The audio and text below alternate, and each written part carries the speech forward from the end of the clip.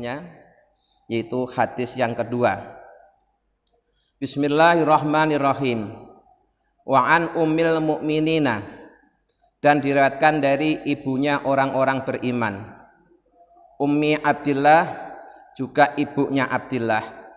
Siapa dia? Dia adalah Aisyah radhiyallahu anha, yaitu Sayyidatina Aisyah, semoga Allah selalu meridhoinya. Qalat, Sayyidatina Aisyah berkata, qala telah bersabda sapa Rasulullah sallallahu alaihi wasallam, Rasulullah sallallahu alaihi wasallam, yaghzu akan memerangi apa jaisun satu pasukan al-Ka'bata Ka'bah. Fa idza kanu, maka tatkala satu pasukan itu telah berada bi baidaa, di satu tempat yang luas, minal ardi, dari muka bumi, yusafu, kemudian dibenamkan, bi awalihim wa akhirihim, sejak yang pertama sampai yang terakhir. Qalat, kemudian Sayyidatina Aisyah berkata, qultu, aku bertanya, ya Rasulullah, wahai Rasulullah, kaifa, bagaimana, yusafu, ditenggelamkan, bi awalihim wa akhirihim, sejak yang pertama sampai yang akhir, wa fihim, sedangkan pada mereka, aswaquhum, ada para pedagang, waman, dan orang, laisa, yang bukan golongan, minhum, dari jaisun. Qala, kemudian Rasulullah menjelaskan, yuhsafu, ditenggelamkan, bi awalihim wa akhirihim, sejak yang awal sampai yang akhir. Summa yub'asuna, kemudian akan dibangkitkan, ala niyatihim, sesuai dengan niat mereka. Muttafaqun alaihi, hadis ini statusnya kesohihannya disepakati oleh Imam Bukhari dan Imam Muslim. Hadza lafdzul Bukhari, redaksi yang saya bacakan tadi itulah redaksinya Imam Bukhari. Itu bunyi hadisnya. Kalau model pesantren dibaca per kata, dimaknai, baru kemudian dijelaskan. Hadis ini diriwayatkan oleh seseorang yang panggilan kehormatannya adalah Ummul Mukminin. Ummul Mukminin itu makna harfiahnya adalah ibunya orang-orang beriman. Tapi yang dimaksud ibu di sini tidak bermakna ibu kandung, tapi merupakan panggilan kehormatan buat para istrinya Rasulullah. Ya, jadi istri-istrinya Nabi Muhammad SAW itu panggilannya Ummahatul Mukminin, ibu-ibunya orang-orang beriman. Itu kalau banyak. Kalau satu, Ummul Mukminin. Ummi Abdillah, nama kehormatannya di samping sebagai Ummul Mukminin juga ibunya Abdillah. Nama aslinya Aisyah radhiyallahu anha, yaitu Sayyidatina Aisyah, semoga Allah selalu meridhoinya. Aisyah ini salah seorang putri Sayyidina Abu Bakar Siddiq. Sebelum saya menjelaskan isi beritanya, terlebih dahulu akan kami jelaskan tentang keistimewaan Sayyidatina Aisyah. Di antara istri-istri Rasulullah, Sayyidatina Aisyah ini istri yang paling muda. Rasulullah nikahi ketika dia masih dalam kategori anak-anak, sehingga orang di luar Islam sering mengkritik masalah ini. Kenapa? Karena mereka tidak tahu rahasianya. Ya. Mengapa Rasulullah menikahi Aisyah itu tidak tahu rahasianya? Maka bisanya cuma mengkritik. Apalagi jika dia hanya berpedoman pada hak asasi manusia. Begini, Rasulullah menikahi Sayyidatina Aisyah itu berdasarkan rekomendasi langsung dari Allah. Ya, berdasarkan rekomendasi langsung dari Allah. Karena Aisyah ini orang yang Allah siapkan untuk mendokumentasikan ilmu dari Rasulullah, yang ilmu ini tidak bisa didapatkan oleh sahabat. Ya, jadi Aisyah ini seorang wanita yang sangat cerdas, hafalannya kuat, maka disediakan oleh Allah untuk mendokumentasikan ilmu yang didapat dari baginda Rasulullah Shallallahu Alaihi Wasallam. Yang ilmu-ilmu tadi itu tidak bisa didapatkan oleh sahabat. Kenapa? Sahabat itu hanya bisa menemui Nabi maksimal sampai ruang tamu, ya, maksimal sampai ruang tamu.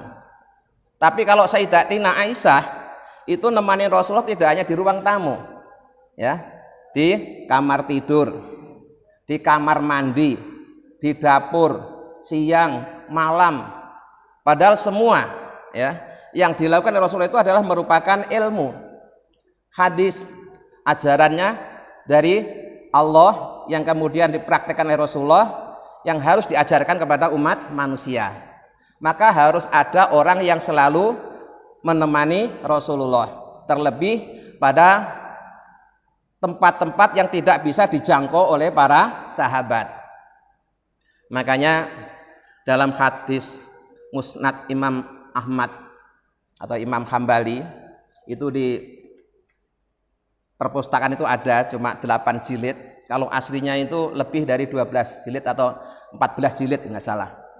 Itu ada Pak, 1 jilid itu isinya hadis-hadis yang hanya khusus diriwayatkan oleh Sayyidatina Aisyah. Ya. Jadi khusus hadis-hadis yang diriwayatkan oleh Sayyidatina Aisyah yang sahabat tidak tahu. Nah, maka itulah rahasianya mengapa, ya, Rasulullah menikahi Sayyidatina Aisyah, karena banyak sekali ilmu yang kalau kemudian Rasulullah itu hanya beristrikan 1 orang, maka 1 orang itu nggak akan mampu menampung ilmu dari Rasulullah, makanya sampai perlu beberapa istri, sehingga nanti perlu perbandingan gitu.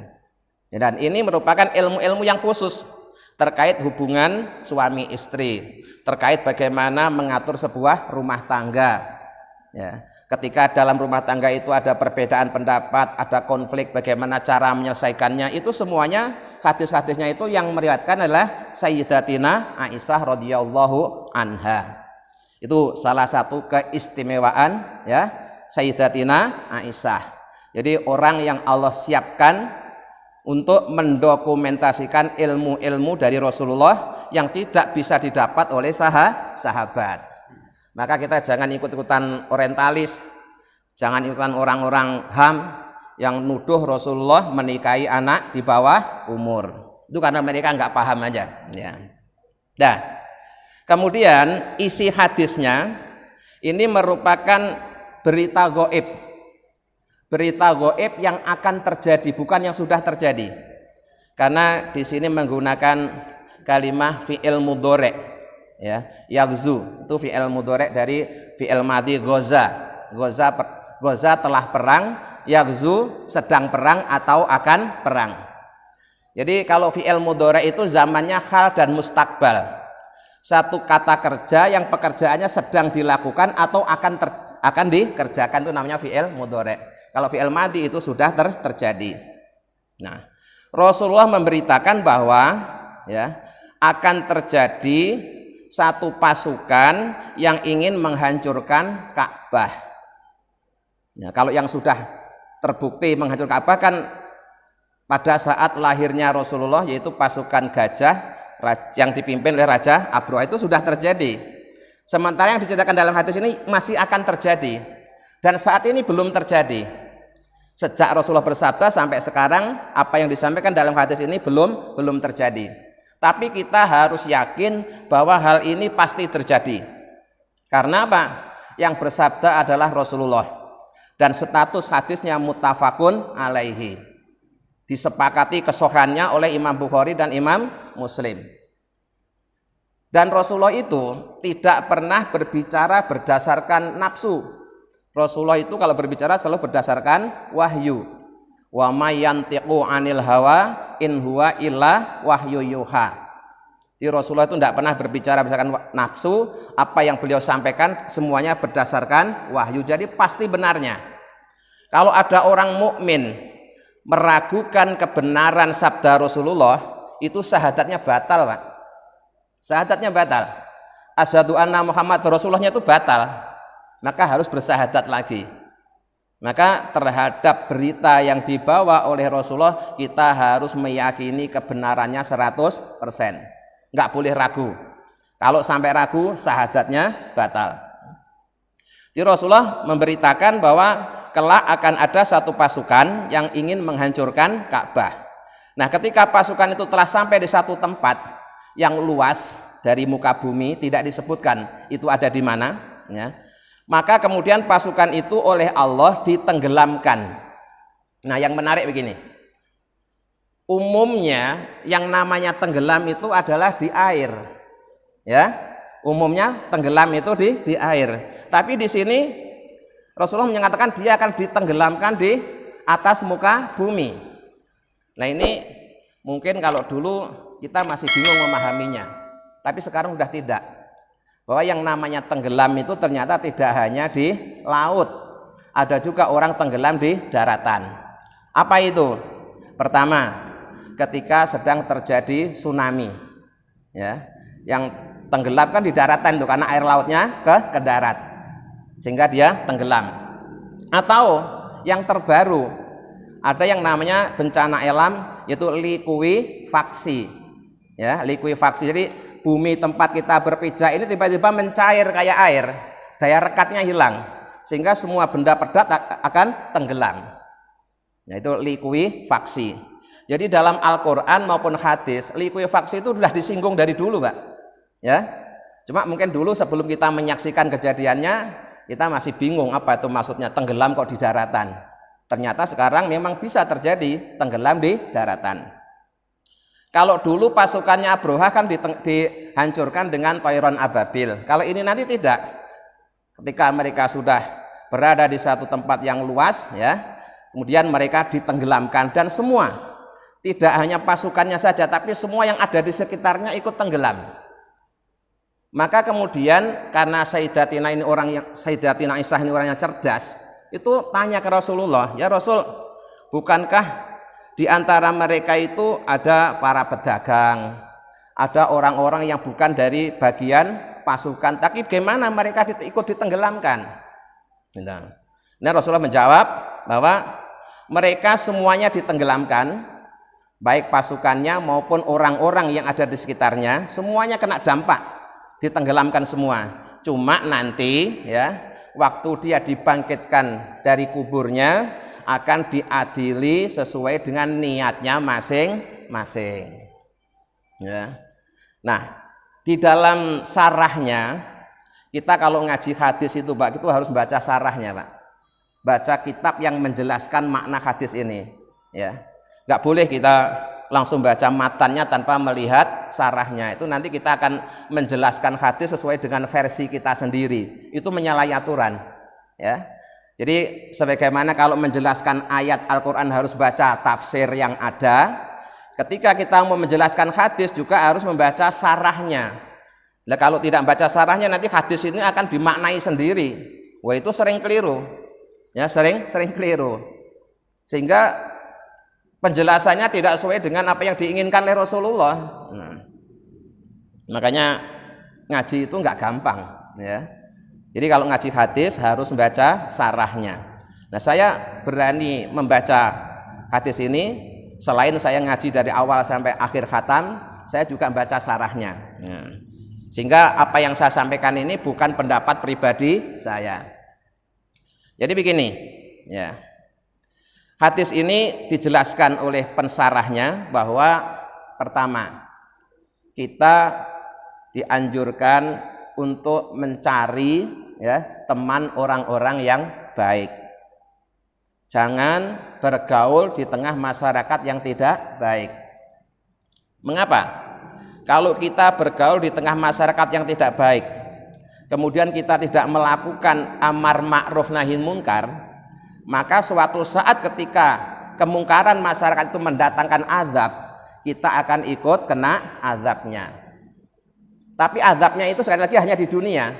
Kalau misalkan ditenggelamkan ya ikut tenggelam, ya. Kalau dihujanin batu ya ikut dihujanin batu. Cuma nanti waktu dibangkitkan di akhirat itu kita beda perhitungannya dengan orang-orang yang mungkar itu. Tapi di dunia kita ikut kena dampaknya. Ya, di dunia kita ikut kena dampaknya. Maka ketika kita berada di tengah-tengah masyarakat kemudian kita menyaksikan banyaknya kemungkaran, itu ada tuntunan, kita dianjurkan untuk merubahnya jika mampu dengan tangan, maksudnya dengan kekuasaan. Kalau nggak mampu dengan lesan. Kalau nggak mampu lagi minimal dengan ingkar dalam hati. Walaupun itu merupakan iman paling lemah. Kalau tidak, nanti suatu saat ada bencana, maka yang baik-baik pun yang ada di sekitar situ akan ikut kena dampaknya. Ya. Jadi misalkan terjadi gempa bumi, itu yang soleh, yang tidak soleh, yang ada di situ kena semua, ya, kena dampaknya semua. Nah, makanya pandai-pandailah memilih teman. Usahakan kita berada di lingkungan yang baik. Kalau memang kondisi masyarakatnya kurang baik, kita harus ada upaya untuk memperbaikinya. Kita tidak boleh cuek dengan lingkungan kita, tidak boleh. Karena nanti di akhirat kita akan dimintai pertanggungjawaban oleh Allah. Setiap kita ini punya kewajiban ngajak kebaikan. Kalau kita tidak pernah ngajak, nanti kita di akhirat bisa dituntut, Pak. Kamu punya tetangga Islam, nggak pernah jamaah, pernah kamu ajak apa tidak? Ditanya nanti. Kalau pernah kita ajak kemudian dia tidak datang, kita udah gugur. Tapi kalau kita memang dari awal tidak pernah ngajak, kita nih dimintai pertanggungjawaban nanti di akhirat. Ya, maka ya kita sebaiknya mengajaklah. Perkara yang diajak mau atau tidak itu ya urusan mereka. Kita yang penting sudah menggugurkan kewajiban kita. Gitu. Ya, jadi ketika seorang berada di lingkungan yang tidak baik, kok kemudian dia tidak melakukan amar ma'ruf nahi munkar, maka bahayanya nanti kalau terjadi bencana, azab, ya, kita akan ikut kena azab tersebut. Tapi sekali lagi azab itu hanya di dunia, hanya ikut kena dampaknya, ikut tenggelam, ikut kelongsoran, ikut apa gitu. Tapi nanti di akhirat, ya, kata Rasulullah, yub'asuna ala niyatihim. Mereka dibangkitkan kemudian dimintai pertanggungjawaban sesuai dengan niatnya masing-masing. Apakah mereka itu bagian dari pasukan yang ingin menghancurkan Ka'bah atau hanya orang yang sekedar kebetulan lewat, atau mungkin saja dia sedang belanja di pasar, ya, terus pasarnya ikut tenggelam, akhirnya dia ikut tenggelam. Itu nanti di akhirat itu perhitungannya. Jadi Allah itu maha adil. Tapi untuk di dunianya kena semua. Ini hadis kedua, ya, yang mengajarkan kepada kita bahwa masing-masing dari kita itu nanti akan mendapatkan balasan dari apa yang kita niatkan. Ya, bisa jadi kejadiannya sama, aktivitasnya sama, tapi kalau niatnya beda, nanti dapatnya juga beda. Ya, kayak kasus di hadis ini sama-sama ditenggelamkan, tapi nanti saat dibangkitkan akan dihisap masing-masing orang sesuai dengan niatnya sendiri-sendiri. Tentunya yang tidak ikut-ikutan ada keinginan untuk menghancurkan Ka'bah ya beda dengan mereka yang ingin menghancurkan Ka'bah. Dan berita ini hingga sekarang belum terjadi. Ya mungkin nanti kalau sudah mendekati kiamat kali ya akan terjadi, tapi yang jelas pasti terjadi. Karena ini yang memberitakan Rasulullah dan status hadisnya adalah muttafaqun alaihi.